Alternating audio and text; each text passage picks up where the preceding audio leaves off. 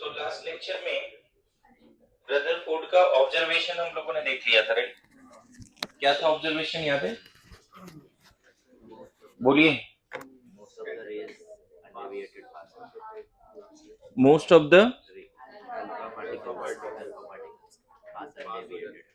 हाँ maximum alpha particle observe, मतलब setup भी देख लिया था और सेटअप एंड क्या देख लिया था बताओ? सेटअप एंड ऑब्जर्वेशन दोनों देख लिया था, है ना? देखा था, याद है क्या? मॉडल तो थोड़ा बहुत आइडिया है ही, लेकिन मेनली हमने सेटअप एंड ऑब्जर्वेशन देखा था अभी तक, राइट? बोलिए। ठीक है, थैंक यू। मैं नोट सेंड करने वाला हूँ अभी। जैसे मैंने बोला था लास्ट क्लास, किसी को टैब पे भी मैंने बता दिया था कि एटॉमिक स्ट्रक्चर का ड्राइव है। अच्छा, कल डीपीपी वगैरह मिल गया ना? ठीक है। उसकी सॉल्विंग हुई है कुछ क्या? बन रहा है क्या पहला? रेडियस वाला क्या? अच्छा, रेडियस न्यूक्लियस का रेडियस, ओके ओके। हाँ, तो वो आज रिजल्ट में हम लोग पढ़ लेंगे ना।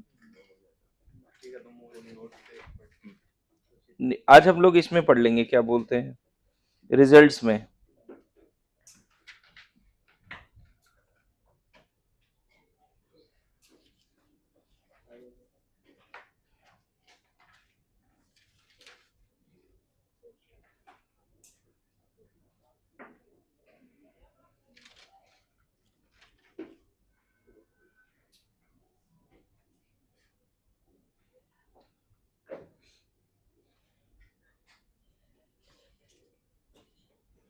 इसका जे थॉमसन का क्या था, मॉडल का डिमेरिट्स क्या था, ये पता है? जे थॉमसन का जो डिमेरिट्स था वो क्या था? अच्छा, आपने कहाँ से लिखा रिजल्ट वगैरह सब? एनसीईआरटी से लिख लिया, ओके। रिजल्ट को थोड़ा और हाईलाइट करते हैं, थोड़ा 2-3 पॉइंट और बताते हैं, है ना? तो ये ना नोट से ही लिखना है। अभी मैं थोड़ा सा एक्सप्लेन कर देता हूँ बस। सेटअप क्या था ये क्लियर है? स्क्रीन एंड ऑल वो लास्ट क्लास बता दिया था, है ना? तो सेटअप आप खुद से लिखोगे, है ना? जिसने नहीं लिखा है उसके लिए मैं नोट्स भेज दूंगा, आज फॉर श्योर भेज दूंगा। सेटअप खुद से लिखोगे। ऑब्जर्वेशन, ऑब्जर्वेशन भी मैं बोल देता हूँ। सेटअप तो आपको बता दिया था, कल एनिमेशन में भी दिखा दिया था कैसा सेटअप है। एनसीईआरटी में भी आपका सेटअप का डायग्राम तो बना हुआ ही है, राइट? यही तो पूरा सेटअप है, बोलो, है ना? इसको क्या बोलते हैं? Alpha particle scattering experiment. Alpha particle scattering, gold foil scattering experiment, 9-10 में भी लोग पढ़ते हैं इसको, है ना? तो ऑब्जर्वेशन में अगर सिर्फ एक एटम माने, ऐसा एक एटम, स्फेरिकल एटम यहाँ पे, और यहां से हम लोग अल्फा पार्टिकल को बॉम्बार्ड करा रहे हैं, तो मैक्सिमम अल्फा पार्टिकल पास हो गया विदाउट एनी डेविएशन, राइट? कुछ अल्फा पार्टिकल थोड़े ज्यादा एंगल से डेविएट हुए, राइट? मतलब लेस देन 90, बट ठीक है। कुछ अल्फा पार्टिकल तो बहुत ज्यादा एंगल से डेविएट हुए, ऐसा। And some alpha particle which is directly heading towards the nucleus. उस समय न्यूक्लियस का आइडिया नहीं था, समझ रहे हो ना? उस समय न्यूक्लियस का आइडिया नहीं था। तो ऑब्जर्वेशन यही है कि देखो, जो अल्फा पार्टिकल न्यूक्लियस की तरफ डायरेक्टली जा रहा था, मतलब सेंटर ऑफ स्फीयर की तरफ, उसने न्यूक्लियस वर्ड नहीं बोला था, जो alpha particle centre of nucleus की तरफ जा रहा था डायरेक्टली, वो रिबाउंस बैक हुआ, है ना? More than 90 degree, almost 180 degree से रिबाउंस बैक हुआ। और लिखा भी ऑब्जर्वेशन में 20,000 में अराउंड एक, ऐसा लिखा है ना एनसीईआरटी में। तो वो सारे ऑब्जर्वेशंस हैं।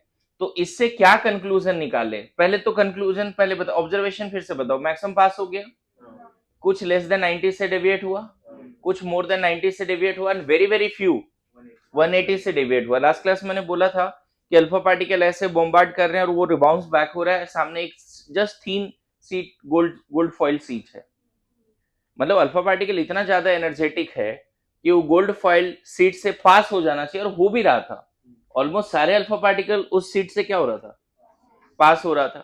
पता है, अभी इसी चैप्टर में आगे बढ़ेंगे हम लोग, एक्सरेज वगैरह का बात करेंगे, इलेक्ट्रोमैग्नेटिक वेव का बात करेंगे।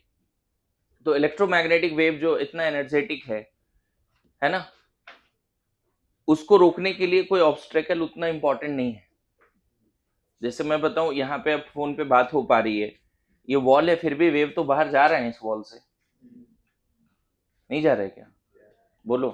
ग्लास है, उससे क्या लाइट अंदर आ रहा है या नहीं आ रहा है? ट्रांसपेरेंट है, लेकिन फिर भी ऐसा नहीं कि सिर्फ ट्रांसपेरेंट का बात कर रहे हैं, कोई भी मीडियम का जरूरत नहीं होता इलेक्ट्रोमैग्नेटिक वेव के लिए। सन से अर्थ तक जो है सोलर एनर्जी, सोलर लाइट आ रहा है, that is called radiant energy. उसके लिए कोई मीडियम का जरूरत नहीं है। मैंने जैसा बताया था कि एक्सरे वगैरह मसल से पास हो जाता है। तो अल्फा पार्टिकल इतना ज्यादा एनर्जेटिक पार्टिकल है और इतना ही छोटा है, मतलब एटम से भी बहुत छोटा है। जो गोल्ड गोल्ड एटम है ना, उससे भी बहुत छोटा है। सो जो गोल्ड एटम है ऐसे भी बहुत छोटा है। एक single gold atom, tiniest particle atom देखे ही नहीं आज तक हम लोग, बस इमेजिन करते हैं, लेकिन क्लस्टर ऑफ एटम साथ में देखे। गोल्ड तो सबने देखा है, लेकिन इंडिविजुअल एक एटम नहीं देखा है। मेरी बात आ रही समझ में? तो मैं यहाँ पे बोलना चाह रहा हूँ कि अल्फा पार्टिकल इतना ज्यादा हाई स्पीड से जा रहा है और वो इसीलिए इस पूरे रीजन से क्रॉस हो जा रहा है। लेकिन अगर कोई अल्फा पार्टिकल रिबाउंस बैक हुआ तो रदरफोर्ड को थॉट आया, भाई ऐसा क्यों, वाई सो? उस समय तक चार्ज वगैरह सब आ चुका था, charge, positive charge, negative charge, ये सब आ चुका था। तो उसको ये डाउट आया कि ऐसे क्यों हो रहा है, मतलब अल्फा पार्टिकल रिबाउंस बैक क्यों हो रहा है, या जो डायरेक्टली हम सेंटर ऑफ स्फीयर की तरफ भेज रहे हैं, सेंटर ऑफ एटम की तरफ, वो थोड़ा डेविएट क्यों हो रहा है। मेरी बात आ रही समझ? उसको ऐसा थॉट आया, तो उसने फिर सोचा कि there is something at the centre of atom and that something is highly densed and positively charged also. Why positively charged? क्योंकि अल्फा पार्टिकल खुद पॉजिटिवली चार्ज्ड है और यहाँ पे पॉजिटिव ही चाहिए इसको रिपेल करने के लिए। तो इससे आया कि अल्फा पार्टिकल पॉजिटिवली चार्ज्ड है और वो डेविएट होगा। अगर यहाँ इलेक्ट्रॉन होता तो अट्रैक्ट हो जाती, वो उससे दूर जा रहा है न्यूक्लियस से, इवन रिबाउंस बैक हो रहा है। तो फिर उसको समझ में आया, इन सारे ऑब्जर्वेशन के बेसिस पे उसने मॉडल क्या दिया, मैं खाली रिजल्ट पे भी बात करूंगा, लेकिन मॉडल क्या दिया उसने, इन सारे ऑब्जर्वेशन के बेसिस पे मॉडल दिया कि एटम में दो पार्ट है, जैसा कल सारा भी बता रही थी, सोरा है ना, क्या है, एक एक्स्ट्रा न्यूक्लियर पार्ट, नहीं, एक्स्ट्रा न्यूक्लियर पार्ट है ना, and nuclear part, in short इसी को न्यूक्लियस बोलते हैं। उसने क्या बोला पता है रदरफोर्ड ने मॉडल में, कि एटम इज स्फेरिकल, पहला बात तो ये बोल दिया। दूसरा बोला कि पूरे एटम का मैक्सिमम स्पेस एम्प्टी है। एम्प्टी है मतलब पॉजिटिव क्लाउड से बने, सॉरी नेगेटिव क्लाउड से बने, दैट इज इलेक्ट्रॉन से बने। एटम का मैक्सिमम स्पेस कैसा है, एम्प्टी है। समझो, उसने बोला एटम कैसा है, स्फेरिकल है, और एटम का मैक्सिमम स्पेस कैसा है भाई, मैक्सिमम स्पेस एटम का कैसा है, empty. And he said entire mass of atom is supposed to be concentrated at the center of atom, and at the center of atom is highly densed and positively charged. Center of atom is highly densed and positively charged. जरा सोचो कि ये जो nucleus है gold atom का, उसमें 79 protons हैं, मानते हो? गोल्ड एटम के न्यूक्लियस में कितने प्रोटॉन्स हैं, 79। ऑब्वियसली न्यूट्रॉन्स भी है वहां पर। तो कोई अल्फा पार्टिकल जो डायरेक्टली उसके तरफ जा रहा है, न्यूक्लियस के तरफ, नहीं समझे, उसके पास He+2 है ना भाई, तो उसके पास प्रोटॉन कितना है, 2 है।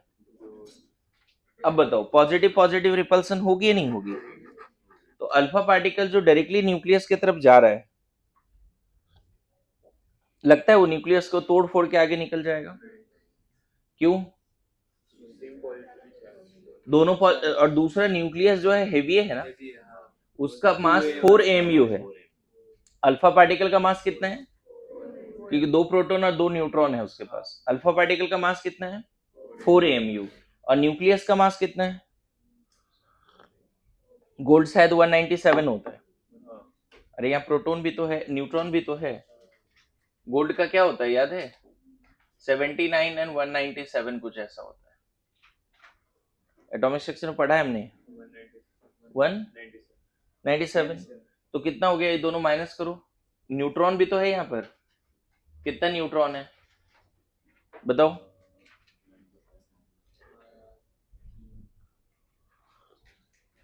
सब्ट्रैक्शन नहीं हो रहा तुम लोगों से। 118, तो यहाँ पे 118 न्यूट्रॉन भी है, समझ गए। मुझे बताओ इसकी मास है 4 AMU, कितनी मास है, और न्यूक्लियस की मास कितनी है 197 AMU। प्लीज बता दो आपको मोल आता है इतना। तो the alpha particle which is directly heading towards the nucleus, उसको तो जैसे जैसे वो आगे बढ़ रहा है ना, इन दोनों में रिपल्सन भी तो है। न्यूक्लियस इज पॉजिटिवली चार्ज्ड और इसमें 79 प्रोटॉन का पावर है। पॉजिटिव चार्ज कितना है 79 प्रोटॉन के बराबर पॉजिटिव चार्ज है। इसके पास तो सिर्फ 2 पॉजिटिव चार्ज है, तो ये हाईली पॉजिटिवली चार्ज्ड है और हाईली डेंस्ड भी है। जो अल्फा पार्टिकल डायरेक्टली जा रहा था सेंटर ऑफ एटम की तरफ, उसको रिपल्सन मिल रहा है।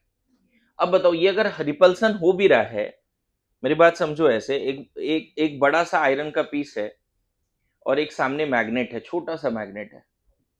आयरन का पीस बहुत हेवी है, अगर आयरन वो मैग्नेट को पास लाओगे तो आयरन का पीस पीछे जाएगा या मैग्नेट रिपेल होगा।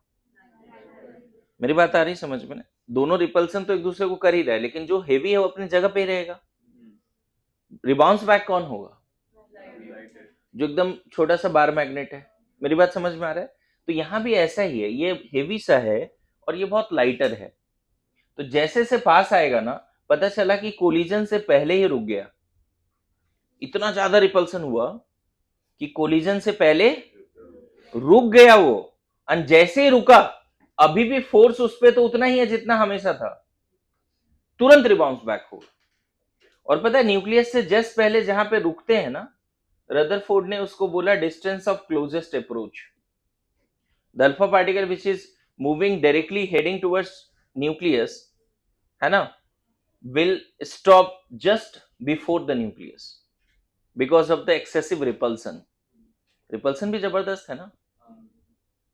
तुम देखो ऐसे सोचो, जो मान लो एक हेवी आयरन है ना, या मान लो एक बहुत बड़ा सा मैग्नेट है, हेवी मैग्नेट है, और एक एकदम छोटा सा मैग्नेट है, कंपास मैग्नेट। अगर तुम दोनों का साउथ पोल को एक तरफ लाओगे तो रिपल्सन होगा। इसको एकदम स्लोली लेके जाओ, इसको बाइंड मत करो कि रुकेगा, लेकिन जैसे से पास लेके जाओगे एक जगह पे तुमको ज्यादा फोर्स लगाना पड़ेगा, लेकिन जैसे तुम फोर्स हटाओगे पीछे आएगा। कौन पीछे आएगा, हेवी मैग्नेट या। तो ऑब्वियसली ये इतना हाई स्पीड से जा रहा है, बट इतना भी स्पीड हाई नहीं कि न्यूक्लियस को तोड़ फोड़ के आगे निकल जाए, क्योंकि अल्टीमेटली जितना पास जाएगा रिपल्सन भी तो जबरदस्त क्रिएट होगी ना, भले वो कितना भी स्पीड से जा रहा है, लेकिन यहां पहुंचते पहुंचते दम तोड़ देगा वो भाई। रिपल्सन इतना जबरदस्त है, 79 प्रोटॉन का रिपल्सन मिल रहा है, और ये हेवी भी है ना। मैं कितना भी तेज जाऊं, इस पिलर से टकराऊंगा, मैं भी बाउंस बैक होऊंगा ना भाई। और मान लो मैं बहुत फास्ट भाग रहा हूं तो टकरा भी जाऊंगा। इसके पास तो ऐसा है भी नहीं, कितना भी फास्ट भागे वो केस है ही नहीं कि न्यूक्लियस को तोड़ फोड़ के आगे जा रहा है। And that's why one of the alpha particle rebounce back. In fact वो कोलिजन से पहले ही रिबाउंस हो गया था, न्यूक्लियस से कोलाइड करने से पहले ही वो रिबाउंस हो गया था। मेरी बात आ रही समझ में। तो हमारे पास एटम के पास कितने पार्ट हैं, एक एक क्या है, एक्स्ट्रा न्यूक्लियर पार्ट। रदरफोर्ड ने बोला कि extra nuclear part is for electrons and nuclear part is for protons and neutrons. समझ गए। he said entire mass of atom is supposed to be concentrated in the nucleus, है ना, and the credit of discovery of neutron goes to Rutherford. Atomic model उसका मोरलेस कैसा था तो मैं बता दूं थोड़ा सा। यहां तक समझ में आ रहा है सबको, रिजल्ट पे हम बात करेंगे, पहले इतना लिख लो जल्दी।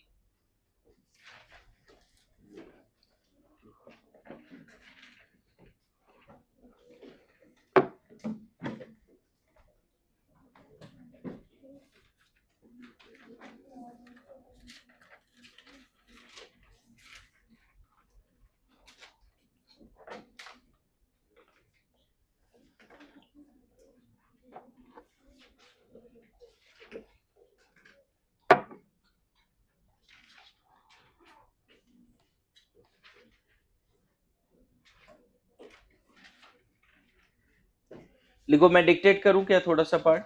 लिखो, मोस्ट ऑफ द, मतलब कंक्लूजन या मॉडल वाला पार्ट बता रहा हूं। देखो, कंक्लूजन एंड मॉडल दोनों साथ में ही चल रहा है ना, मतलब मैक्सिमम पास हो गया उसी का कंक्लूजन है ना, कि एटम का मैक्सिमम पार्ट क्या है, एम्प्टी। नहीं समझे?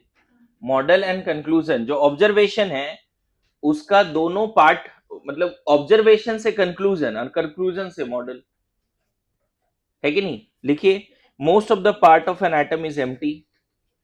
फटाफट लिखना शुरू करो। Most of the part of an atom is empty. Most of the part of an atom is empty. Full stop. आगे लिखो, there must be some hard positively charge densed. Most of the part of an atom is empty. आगे लिखिए, there must B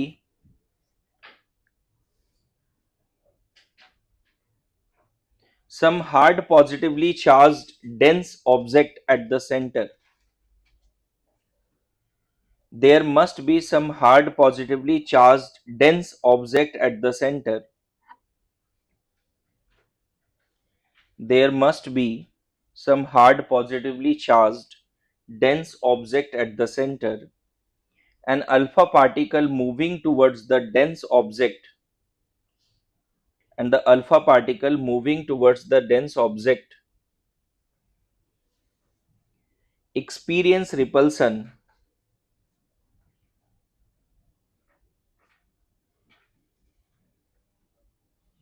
and the alpha particle moving towards the dense object experience repulsion and deviate from their path. Experience repulsion and deviate from their path. Full stop. And deviate from their path.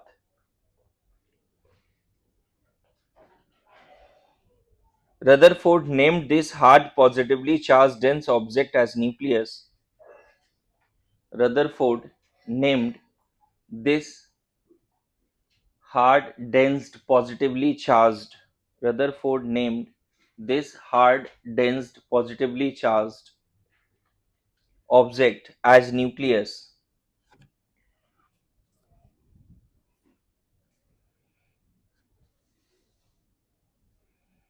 Rutherford named this hard positively charged dense object as nucleus. Full stop. Next. Alpha particle directly heading towards the nucleus. Alpha particle directly heading towards the nucleus experienced maximum repulsion.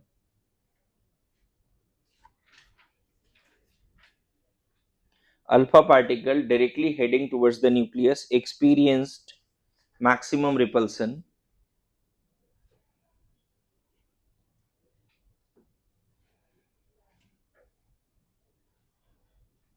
and turned back.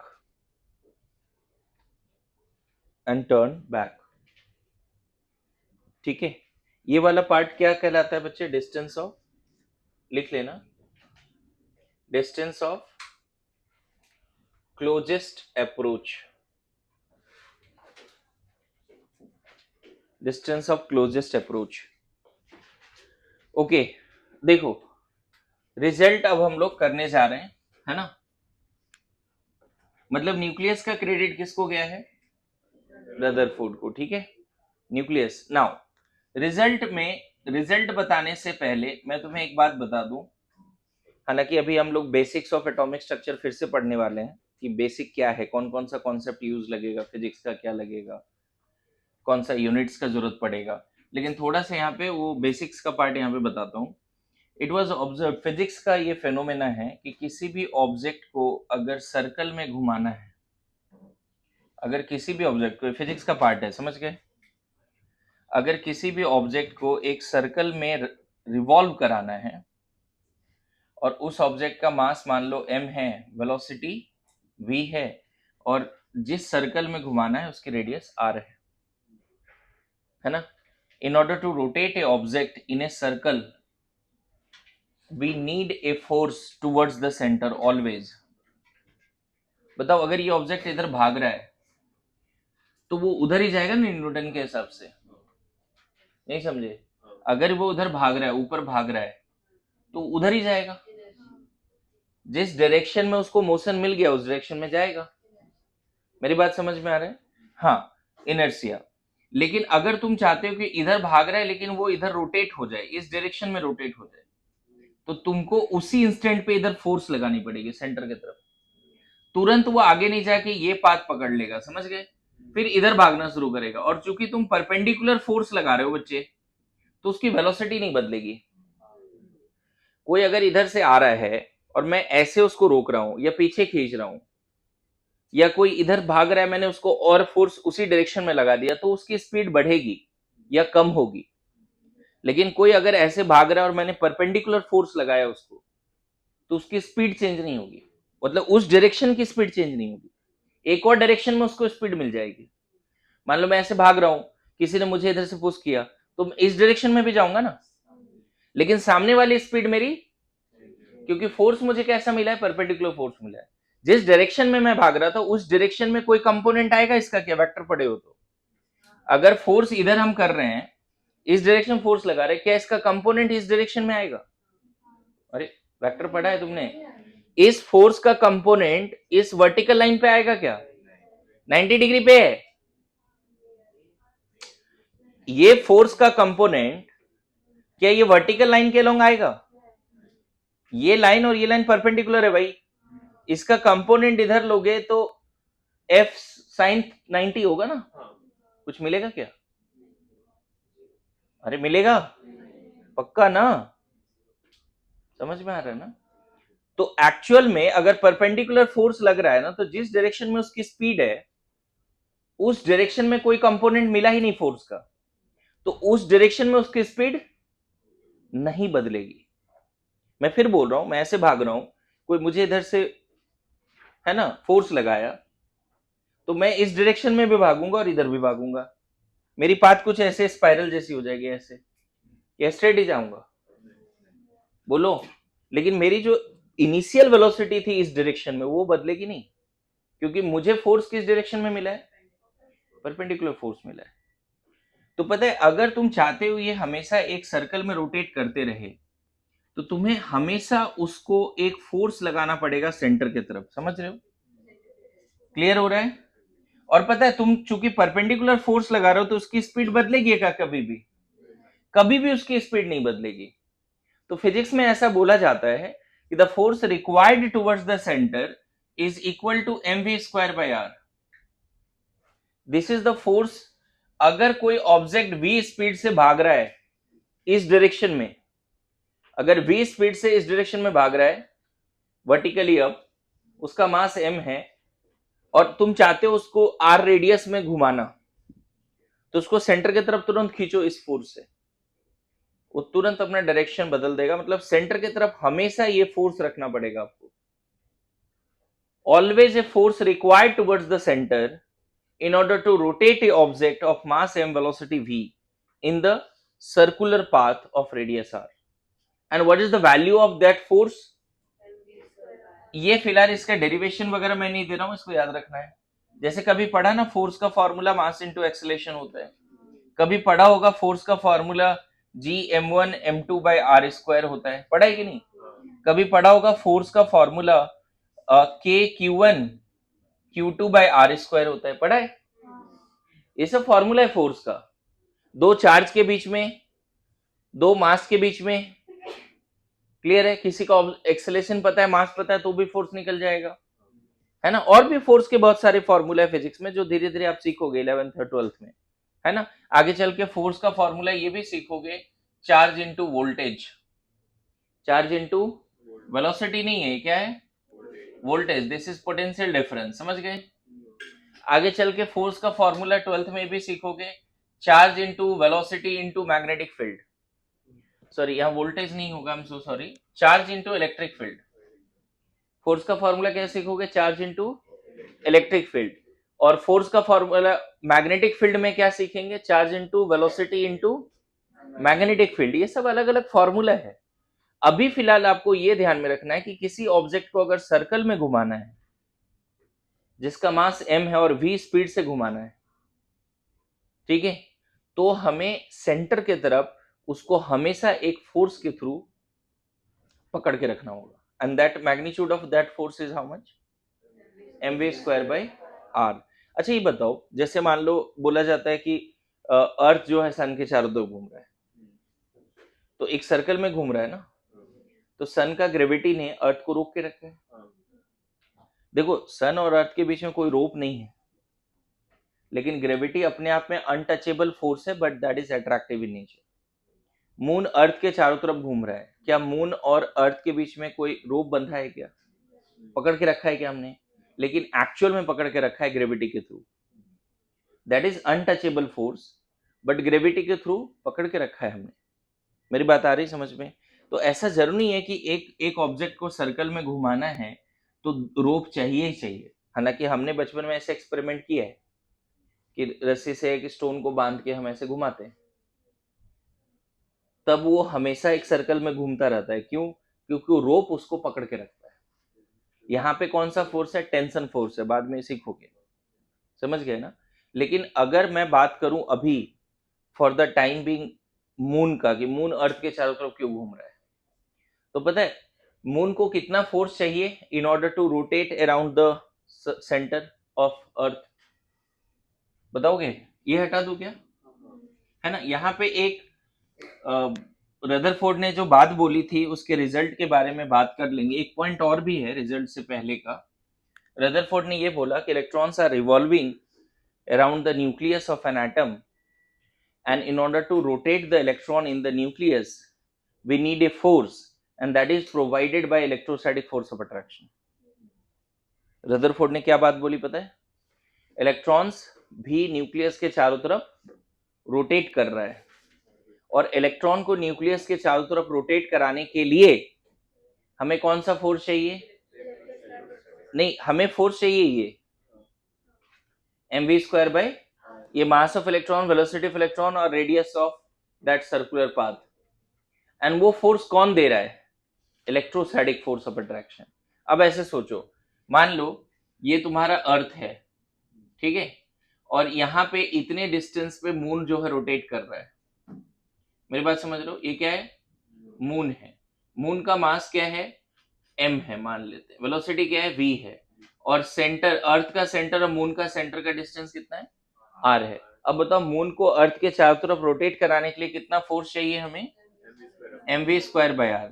ध्यान रखना m mass of moon है, जिस object को rotate करा रहे हैं उसका मास, जिस ऑब्जेक्ट को रोटेट करा रहे हैं किस स्पीड से उस सर्कल में रोटेट कर रहे हैं उसकी वेलोसिटी। यहाँ पे अर्थ का मास, अर्थ का वेलोसिटी से कोई मतलब। और यहाँ रेडियस ऐसा नहीं कि मून का रेडियस लिया है, मून के सेंटर से अर्थ के सेंटर के बीच का डिस्टेंस है वो रेडियस। आ रहा है समझ में? Radius is not the moon, radius of moon और radius of earth, it is centre to centre distance. अब बताओ ये फोर्स इन दोनों के बीच में कौन दे रहा है, तो इन दोनों के बीच में पता है, इन दोनों के बीच में एक और फोर्स है जिसका नाम है G capital M small m by r square, है ना। ये capital M mass of earth है, स्मॉल m और रेडियस, ये रेडियस किसका ले रहे हैं हम लोग, ऑब्वियसली यही डिस्टेंस है। अरे सेंटर टू सेंटर डिस्टेंस है, ये रेडियस ऑफ अर्थ या रेडियस ऑफ मून नहीं है, सेंटर टू सेंटर डिस्टेंस। अगर ये दोनों बैलेंस, अच्छा ये फोर्स कैसा है, अट्रैक्टिव। मून को ये force towards the centre of earth मिल रहा है कि नहीं मिल रहा है, बोलो। मून को हमेशा ये फोर्स किधर मिल रहा है, अरे यस नो, ये वाला फोर्स मून को किधर मिल रहा है हमेशा, towards the centre of earth. Clear है?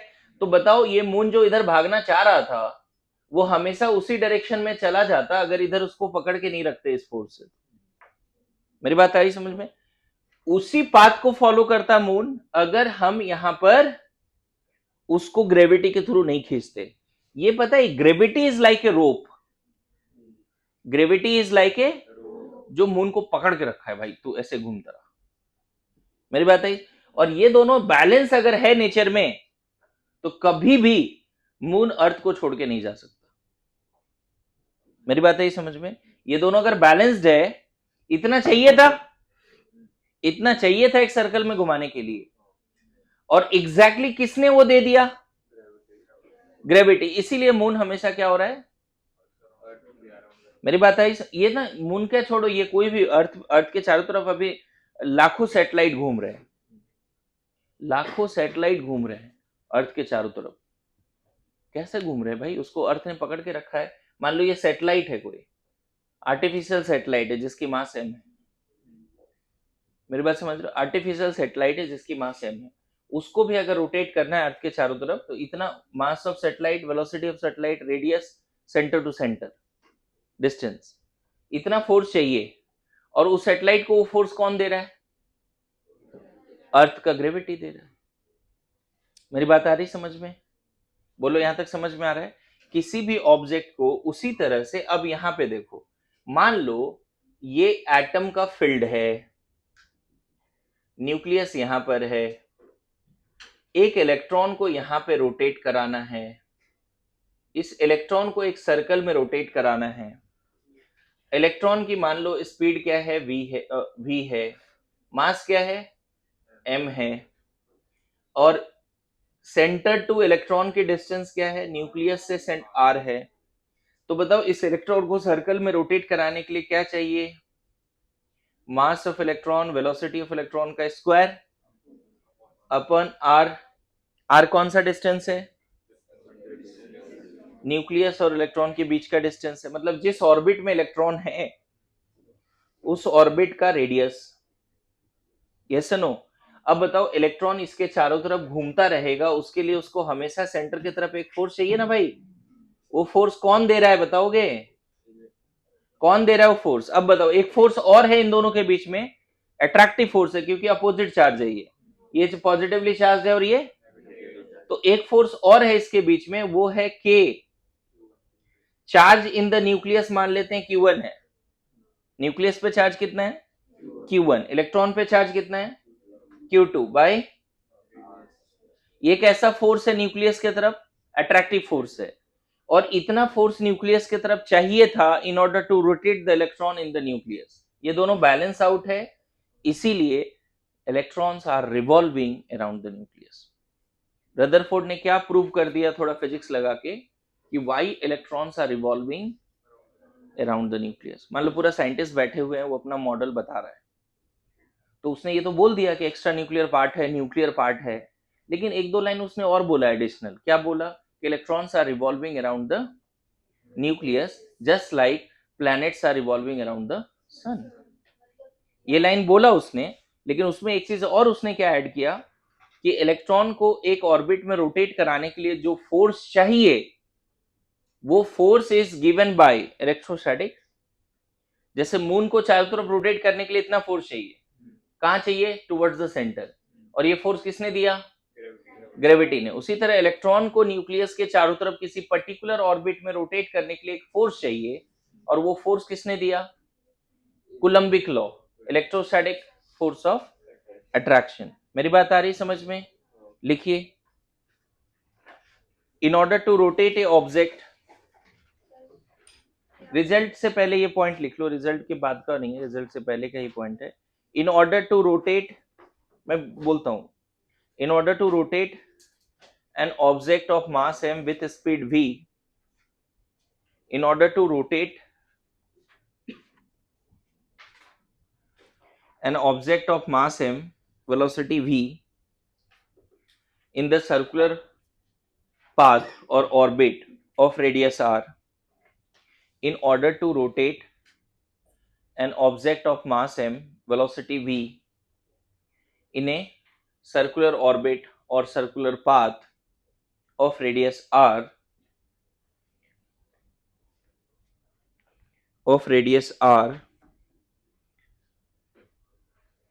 we always need a constant force we always need a constant force. We always need a constant force towards the center of that circular path. Towards the center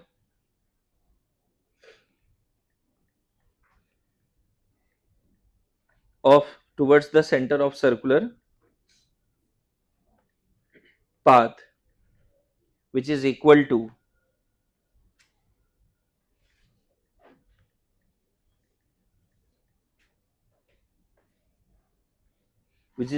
क्या, mv square by r. ये पूरा diagram वगैरह बनाओ सही से. जिससे मतलब radius change होती है तो उससे फोर्स वैल्यू चेंज हो जाएगा. अगर तुम बड़े पाथ में घुमाना चाहते हो तो फोर्स अलग होगा. बहुत पास घुमाना चाहते हो तो फोर्स अलग होगा. किस स्पीड से, वो भी है. अगर स्पीड ज्यादा स्पीड से घुमाना चाहते हो तो भी फोर्स अलग होगा. हेवी मास को घुमाना चाहते हो तो ज्यादा फोर्स होगा. डायरेक्टली प्रोपोर्शनल टू मास है ना. बोलो, समझ गए ना. हमेशा कांस्टेंट नहीं है. क्लियर है. हमेशा कांस्टेंट नहीं है. इस फोर्स का आगे चल के नाम सीखोगे, सेंट्रीपीटल फोर्स बोलते हैं इसको.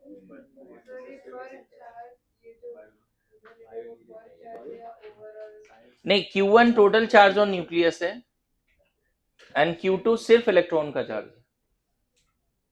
हमें इस इलेक्ट्रॉन और इसके बीच में चार्ज फोर्स चाहिए ना. दो चार्ज के बीच में फोर्स क्या होता है? चार्ज पार्टिकल कौन कौन है यहाँ पे? Electron and nucleus. अच्छा, we are considering other electron नहीं है, बस एक इलेक्ट्रॉन है ऐसे समझो. तो रिपल्सन वगैरह है नहीं, एक इलेक्ट्रॉन और न्यूक्लियस है. तो कितना फोर्स होगा? K Q1 Q2 बोलो. और जब हम उन्हें हीट करते तो वो Q1 इंक्रीज होके इसमें क्या difference है? नहीं, हीट करोगे तो वो इलेक्ट्रॉन नॉकआउट हो जाएगा. न्यूक्लियस में कोई दिक्कत. क्योंकि बाहर से उसने एनर्जी ले लिया इलेक्ट्रॉन ने, तो एनर्जी ले लिया तो उसके पास इतना फोर्स आ गया कि न्यूक्लियस के फील्ड से बाहर आ सके. उसके पास इतनी एनर्जी आ गई. अभी सीखेंगे, सारी बातें सीखेंगे, है ना. आयोनाइजेशन एनर्जी का डेफिनेशन, ये सब सारा बातें नहीं जी, ये लिखो.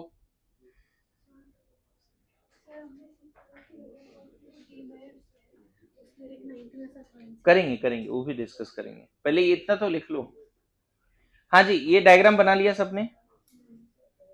थोड़ा जल्दी करो, जल्दी करो.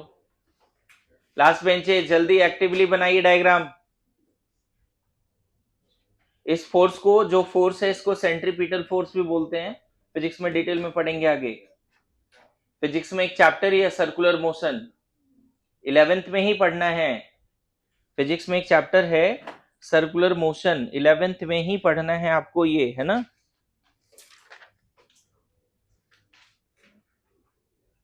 पढ़ना है. क्या बताओ, कन्विंस हो इस बात से कि न्यूक्लियस के चारों तरफ क्या हो गया? किसी भी ऑब्जेक्ट को अगर न्यूक्लियस के चारों तरफ रोटेट करना है तो एक फोर्स चाहिए न्यूक्लियस की तरफ. इस बात से कन्विंस हो? मैंने अभी बताया ना, अगर ये इधर भाग रहा है, साइलेंस, इधर भाग रहा है तो उधर ही जाता रहेगा ना. उसको इधर खींच के रखना पड़ेगा ना. मेरी बात आई समझ में?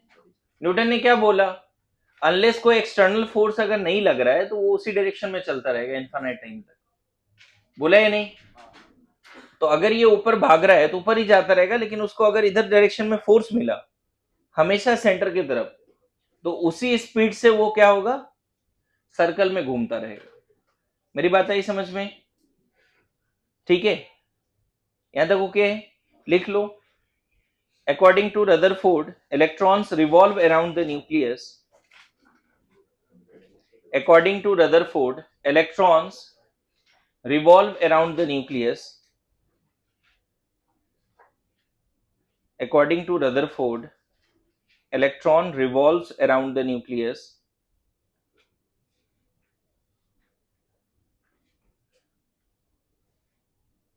According to Rutherford, electrons revolve around the nucleus just like planets revolve around the sun.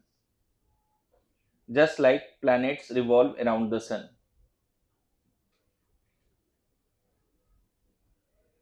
Just like, क्या हो गया?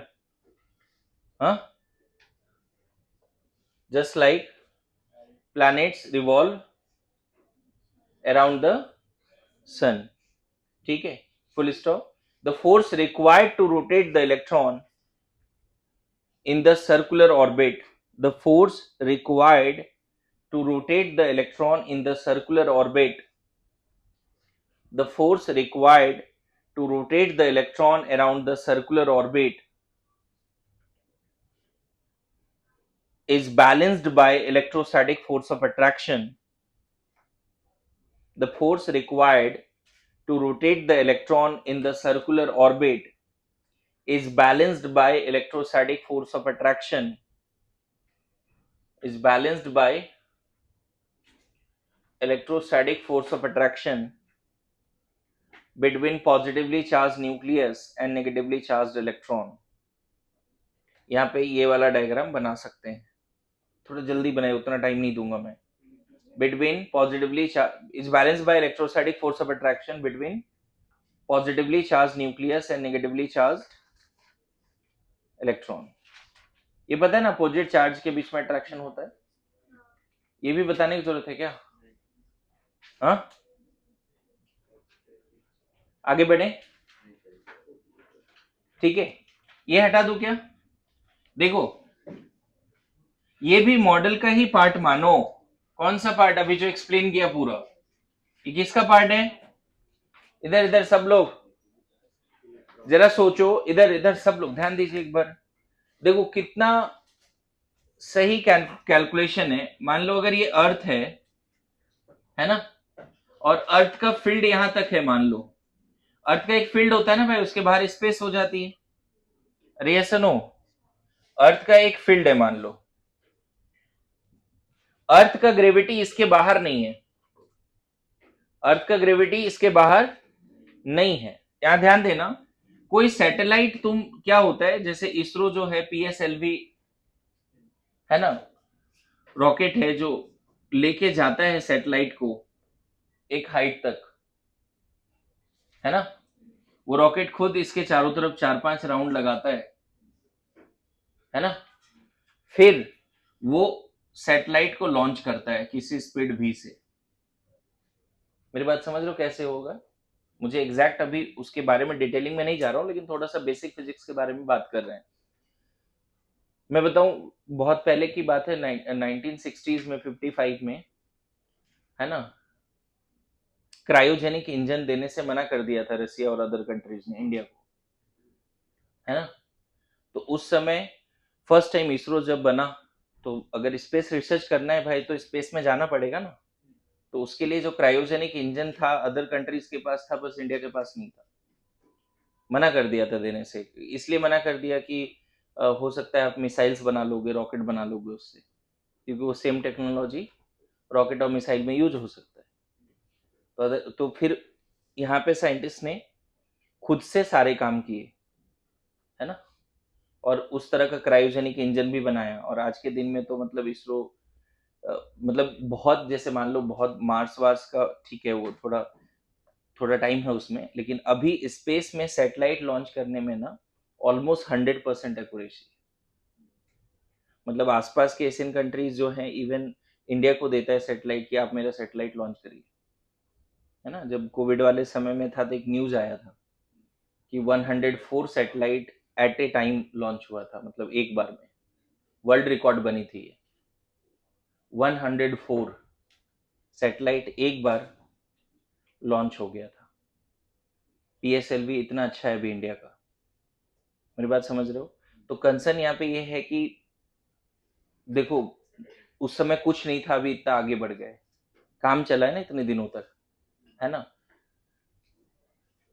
अभी जैसे तुम लोगों को लगता है कि 180 में 104 मार्क्स लाना डिफिकल्ट है, 100 मार्क्स भी नहीं ला पाते. जो 180 माइनर टेस्ट होता है केमिस्ट्री में, उससे 100 मार्क्स भी नहीं आते लोगों के. क्या डिफिकल्ट है एक साथ 104 सैटेलाइट लॉन्च करना या 100 मार्क्स लाना? सोचो थोड़ा, सोचने वाली बात है।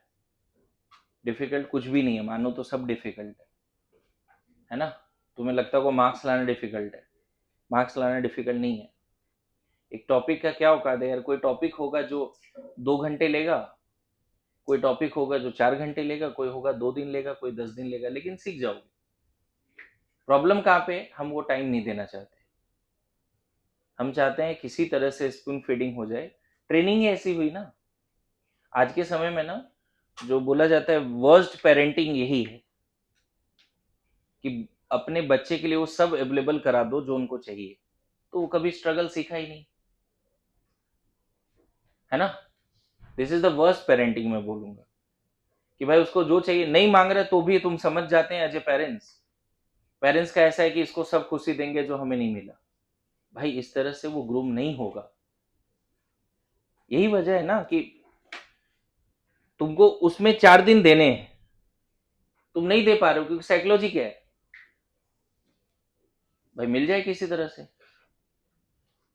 मेरी बात आ रही समझ में क्या बोल रहा हूँ।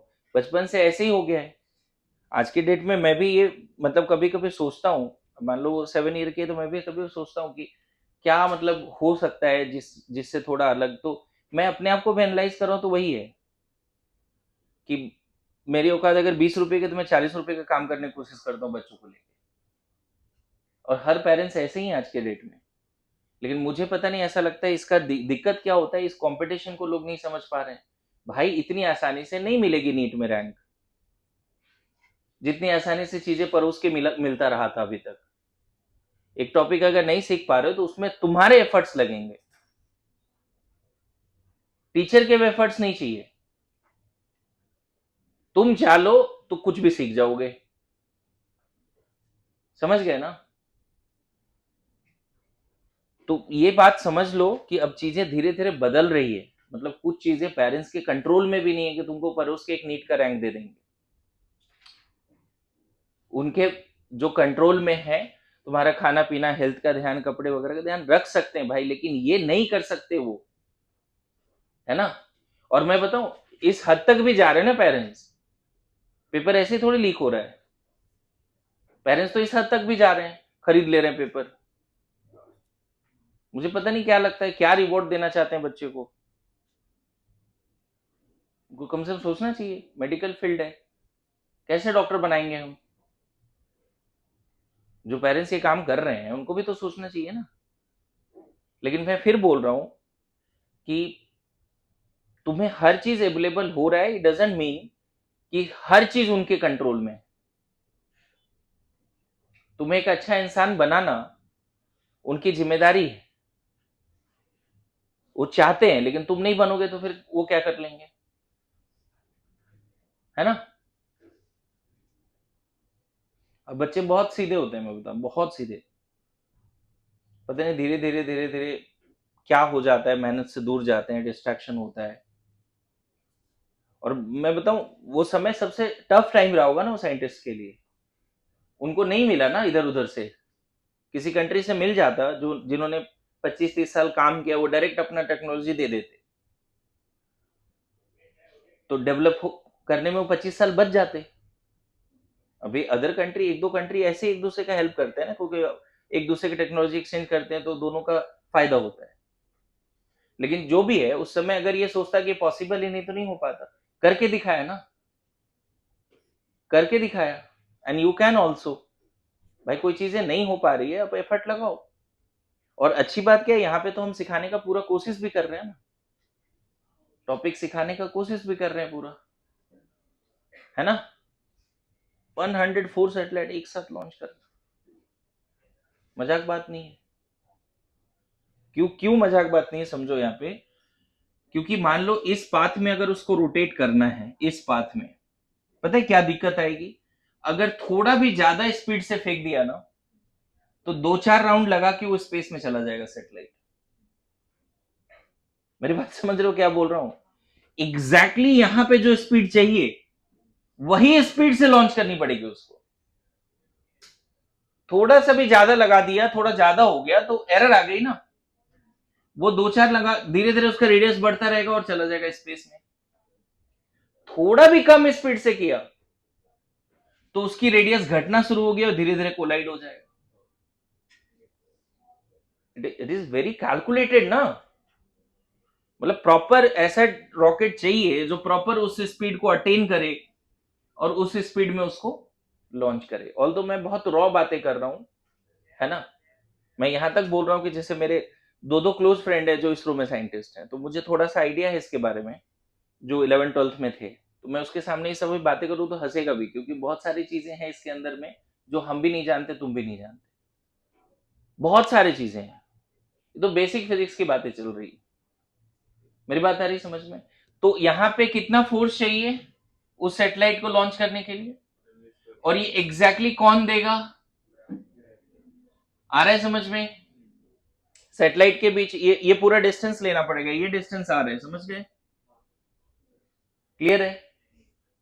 क्या होगा अगर थोड़ा भी ज्यादा स्पीड से फेंका तो, समझ गए. 2-3 राउंड लगाएगा और फिर स्पेस में. थोड़ा भी कम स्पीड से किया तो कोलाइड हो जाएगा, या उसकी एक्सेलरेशन बढ़ते जाएगी और एयर में बर्न हो जाएगा, एटमॉस्फेयर में. पूरा खत्म. एक्सेलरेशन बढ़ते जा रही है ना, बर्न होगी फ्रिक्शन, एयर फ्रिक्शन वगैरह से. एकदम प्रॉपर चाहिए. तो उसी तरह से इलेक्ट्रॉन इस ऑर्बिट में घूम रहा है और उसको कौन बैलेंस कर रहा है उस फोर्स को. Electrostatic force of attraction. मेरी बात आ रही है समझ में. ठीक है, लिखो इसको. जो भी अभी बोला है थोड़ा सा लिखो अपने वर्ड में. ये बात समझ में आ गया ना क्या है. और यहां से पता है इस कैलकुलेशन से तुम वेलोसिटी भी निकाल सकते हो. देखो m और m सैटेलाइट का मास तो मायने ही नहीं रखता. ये और ये कैंसिल हो गया. किस स्पीड से लॉन्च करना चाहिए भाई उसको, किस स्पीड से लॉन्च करना चाहिए. This is the speed, gravity capital G, mass of earth by radius. जिस हाइट से उसको लेके जाना है, इसको पूरा कैलकुलेट करो. अगर ये मान लो आ रहा है 4000 मीटर पर सेकेंड, तो एग्जैक्टली इस स्पीड से जिस हाइट पे, मान लो ये हाइट है 20 किलोमीटर, तो अर्थ के सरफेस से मतलब सेंटर से 20 किलोमीटर तक जाओ और इस स्पीड से लॉन्च कर दो. और इतना आसान नहीं होगा कि रॉकेट सीधा गया और लॉन्च कर दिया. भाई वो पहले वो स्पीड अटेन करता है, समझ गए ना, फिर वो लॉन्च करता है. और सोचो एक साथ 104 सैटेलाइट लॉन्च हुई थी. पढ़ा है वो न्यूज, देखा है तुम लोग कभी, सुना है. सुना ही नहीं है वो न्यूज. ठीक है, यहां तक समझ गए. तो किसी भी ऑब्जेक्ट को एक सर्कल में रोटेट करने के लिए क्या चाहिए, हमेशा फोर्स चाहिए. कितना फोर्स चाहिए, mv²/r. और वो फोर्स कौन दे सकता है. अगर स्टोन रोप सिस्टम है तो रोप का टेंशन वो फोर्स दे रहा है. मून और अर्थ है तो ग्रेविटी है. Yes no. Satellite and earth है तो भी ग्रेविटी है. Yes no. सन और अर्थ है तो भी वो फोर्स कौन सा है, ग्रेविटी है. और अगर इलेक्ट्रॉन एंड न्यूक्लियस है तो भी वो फोर्स कौन सा है, इलेक्ट्रोस्टैटिक फोर्स ऑफ अट्रैक्शन है. पूरी बात समझ में आ गई. नाउ रिजल्ट का बात करते हैं. फटाफट रिजल्ट लिख लेते हैं क्या है, उसके कैलकुलेशंस क्या क्या रहे देखो, है ना. रिजल्ट्स में मॉडल तो समझ में आ गया. रदरफोर्ड ने ना अपने कैलकुलेशंस के बेसिस पे क्या क्या दिया उसने रिजल्ट में, बताओगे. 2 पार्ट तो है, एक्स्ट्रा न्यूक्लियर पार्ट एंड वो सब तो है ही. उसने पहला पार्ट डायमीटर ऑफ एटम दिया, है ना. डायमीटर ऑफ एन एटम, ठीक है. और उसने बताया कितना, 10⁻⁻10 metre. Radius of an atom क्या हो जाएगा, 10⁻⁻10/2 metre. Diameter of, not only that, diameter of nucleus भी दिया 10⁻⁻15 मीटर. रेडियस ऑफ न्यूक्लियस भी दिया 10⁻⁻15/2 मीटर. उसके रिजल्ट्स हैं ये सब. कैसे किया वो कैलकुलेशन में नहीं जाते, लेकिन उसको आइडिया लग गया एटम कितना छोटा है. रेडियस ऑफ एटम कितना दिया उसने, 10⁻⁻10. सर एनसीईआरटी में रेडियस 10⁻⁻10 मीटर दिया 10 रेस टू डायरेक्ट रेडियस दिया है क्या? तो इसका ट्वाइस करना पड़ेगा यहाँ पे, इसका मतलब है। ठीक है, कर लीजिए, एनसीईआरटी का डेटा फॉलो करते हैं बच्चे। और न्यूक्लियस भी दिया है, तो यहाँ ट्वाइस कर लेते हैं, राइट? चलो ठीक है, सही कर लो। रेडियस ऑफ एटम कितना है according to Rutherford NCERT? 10 raise to -10। और न्यूक्लियस का रेडियस 10 रेस टू -15। पता है इस डेटा से क्या पता चलता है? एक चीज, ये जो हमने रेडियस ऑफ एटम और न्यूक्लियस बताया, इससे क्या पता चलता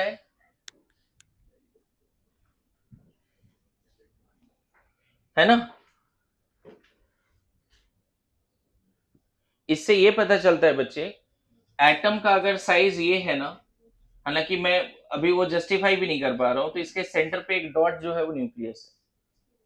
बोला जाता है एटम का साइज अगर फुटबॉल ग्राउंड है, तो उस फुटबॉल ग्राउंड के सेंटर पे एक डॉट जो है न्यूक्लियस है।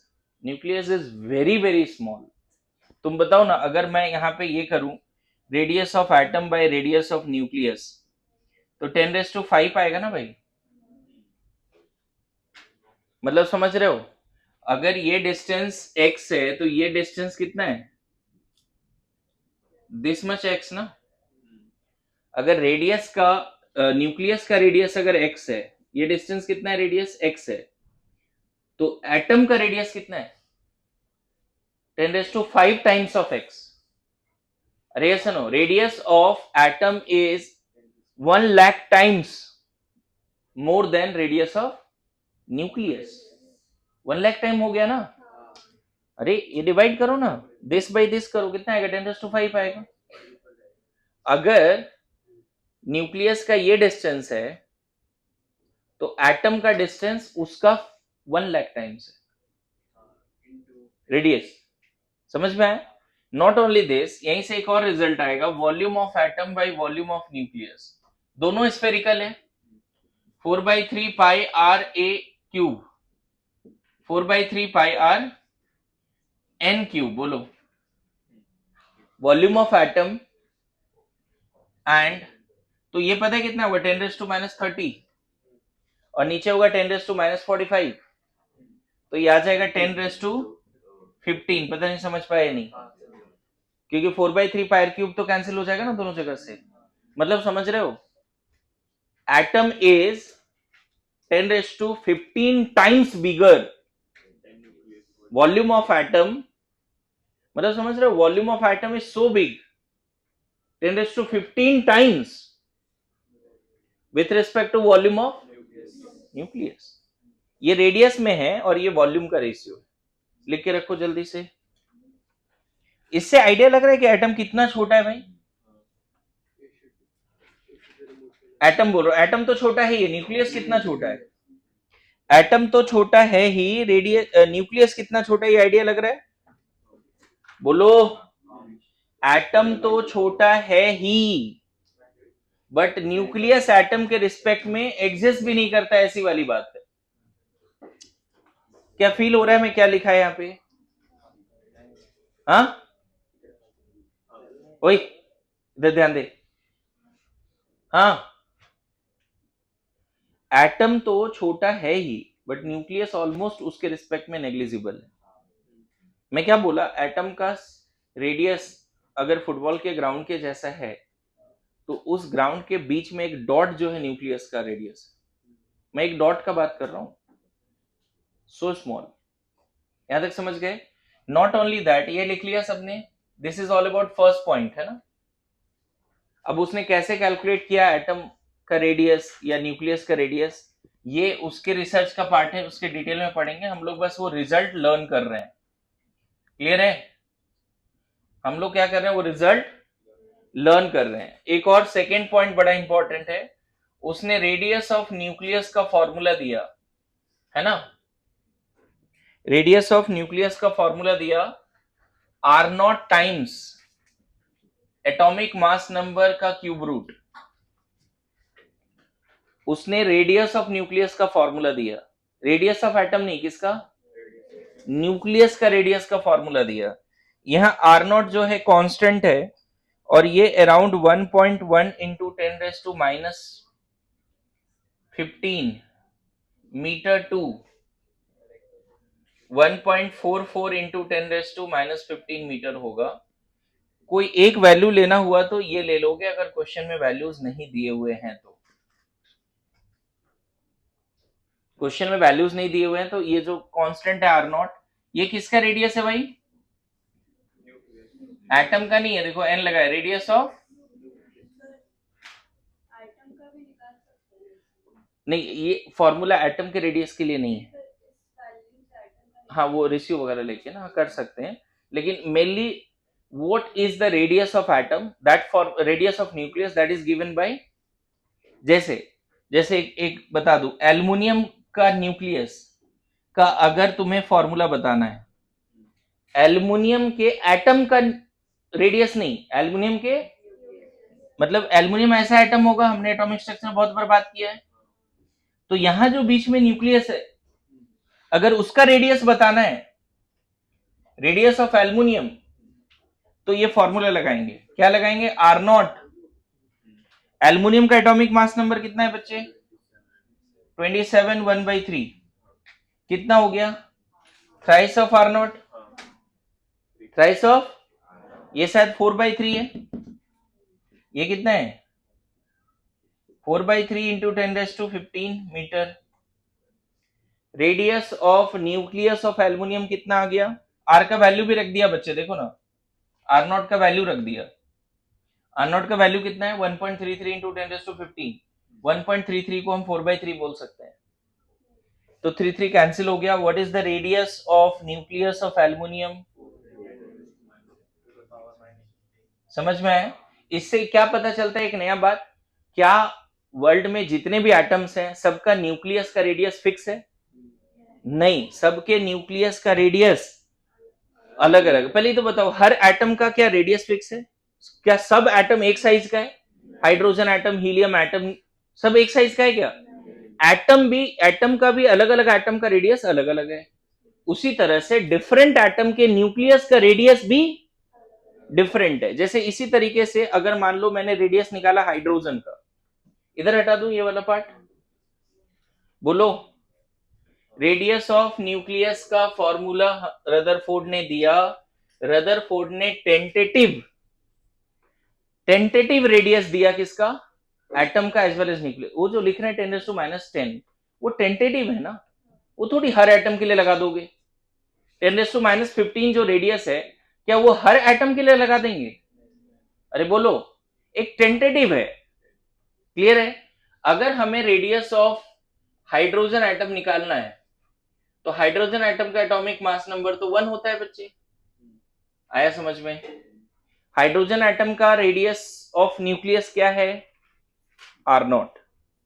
वही अगर एल्युमिनियम में रेडियस ऑफ न्यूक्लियस का बात करें तो 4 आर नॉट। एल्युमिनियम के मतलब पता है, न्यूक्लियस का रेडियस एटॉमिक मास नंबर पे जितनी ज्यादा न्यूक्लियंस होंगी न्यूक्लियस में उतना ही ज्यादा उसका वॉल्यूम होगा, रेडियस होगा। मेरी बात आ रही समझ में? न्यूक्लियस में जितनी ज्यादा प्रोटॉन्स या न्यूट्रॉन्स होंगे उस न्यूक्लियस का रेडियस भी बड़ा होगा। न्यूट्रॉन्स पे ज्यादा डिपेंड रहता है ना, क्योंकि प्रोटॉन्स और इलेक्ट्रॉन्स जितने ज्यादा नहीं, चार्ज के हिसाब से प्रोटॉन इलेक्ट्रॉन सेम है, मास के हिसाब से सेम नहीं है ना। मास के हिसाब से प्रोटॉन और न्यूट्रॉन ऑलमोस्ट सेम है, समझ गए ना? देखो उसके हिसाब से मत सोचो, सिंपल एक बात बताओ कि न्यूक्लियस में क्या है? न्यूक्लियस में 2 पार्टिकल है ना भाई। न्यूक्लियस भी कोई ना कोई साइज तो रखता है जिसके अंदर पार्टिकल्स हैं।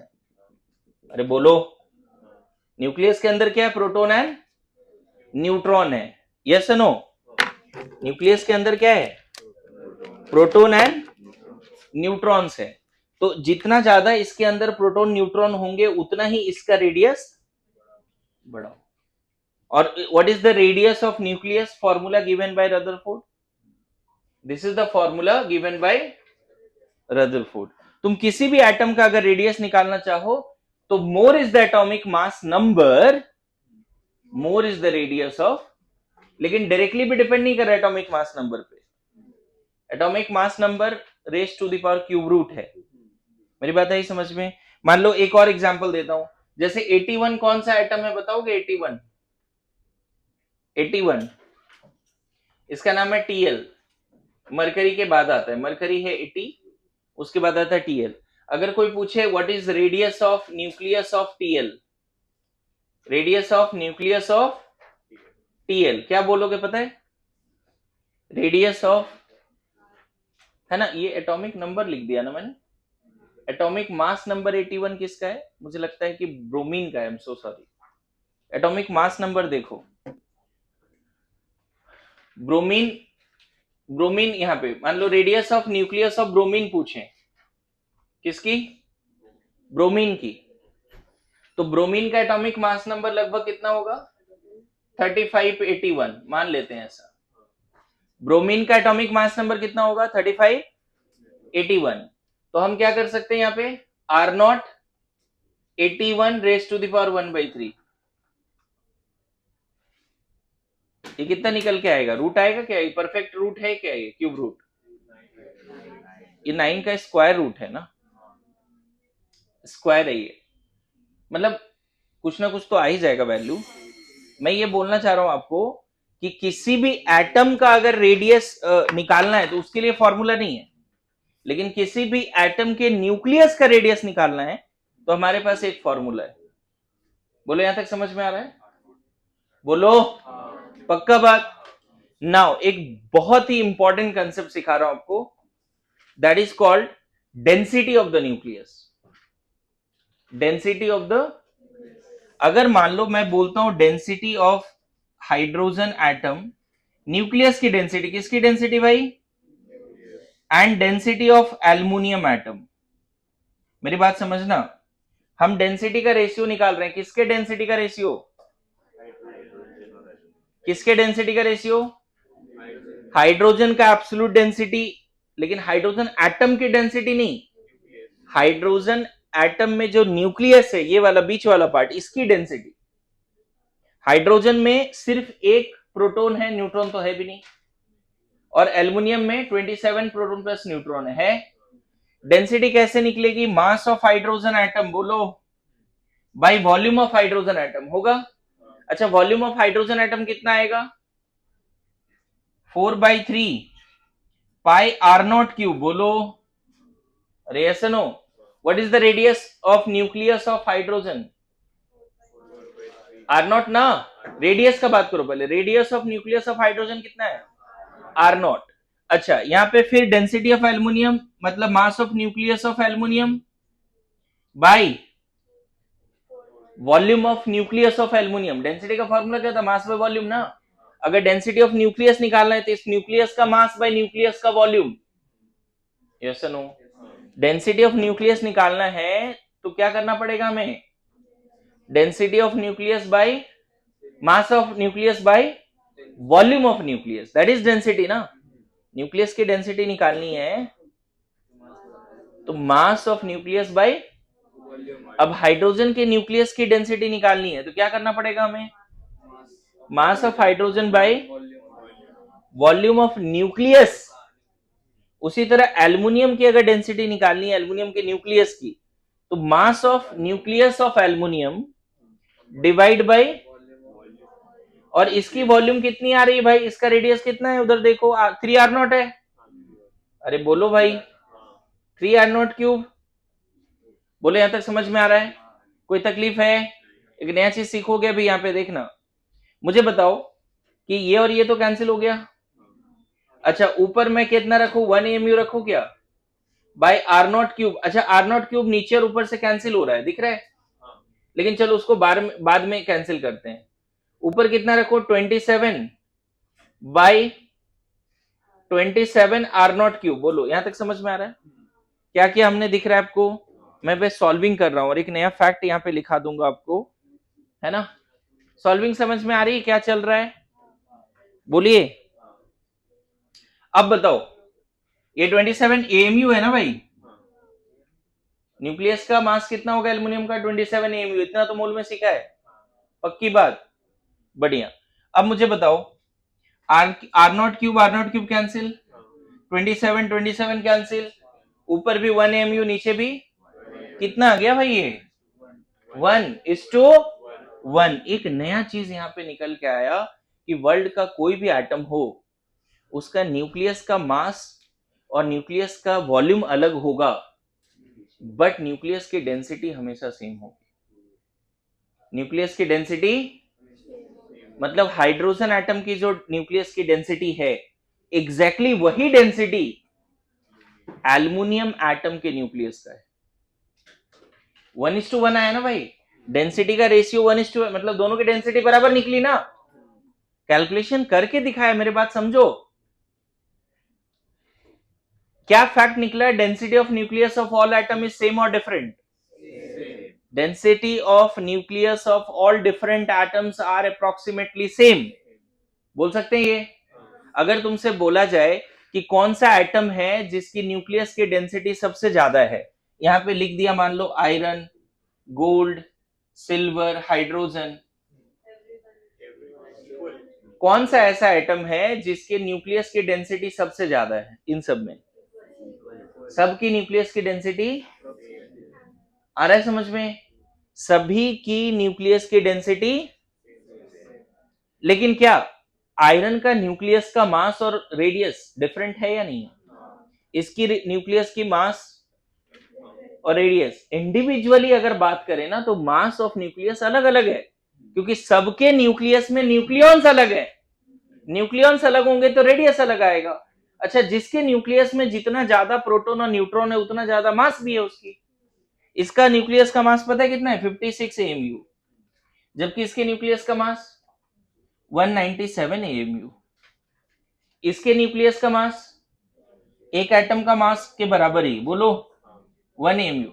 सारे एटम के न्यूक्लियस का मास अलग अलग है, सारे एटम के न्यूक्लियस का डेंसिटी सेम है, लेकिन रेडियस भी अलग अलग। क्या हुआ, हमने जब सॉल्व किया ना भाई तो सब कैंसिल होता हुआ दिखा, रेशियो 1:1 आ गया। मेरी बात आई? क्या फैक्ट निकल के आया यहां से? रेडियस ऑफ न्यूक्लियस अलग अलग है। रिपीट कर दिया, मास of atom is nothing but mass of nucleus, ये हमने मूल में सीखा है। एटम का मास क्या मास ऑफ इलेक्ट्रॉन के बराबर है? इलेक्ट्रॉन को तो हम नेग्लिजिबल मानते हैं। Mass of atom is equal to mass of nucleus. क्या अलग अलग एटम के न्यूक्लियस का मास डिफरेंट है? बिल्कुल डिफरेंट है या नहीं है? बोलिए, पक्का? यहां तक समझ गए? ठीक है, इसको लिख लीजिए।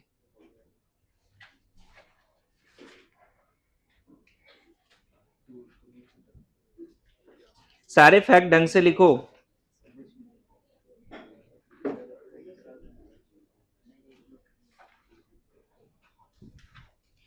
अभी जो मैं नोट्स भेजूंगा ना, अभी जस्ट मैं भेजने वाला हूं उसको, आपको क्या करना है उसका 11 पेजेस एक बार देख लेना है, जो लिखा हुआ है वो, उसके अलावा क्या इसका डेरिवेशन बाद में सीखेंगे। फिजिक्स में सीखो, है ना? मतलब ये वैसा ही है जैसे mass equal to force equal to mass into acceleration बोलते हैं ना, उसका डेरिवेशन आता है क्या? यूज तो करते ही ना, वैसे ही है।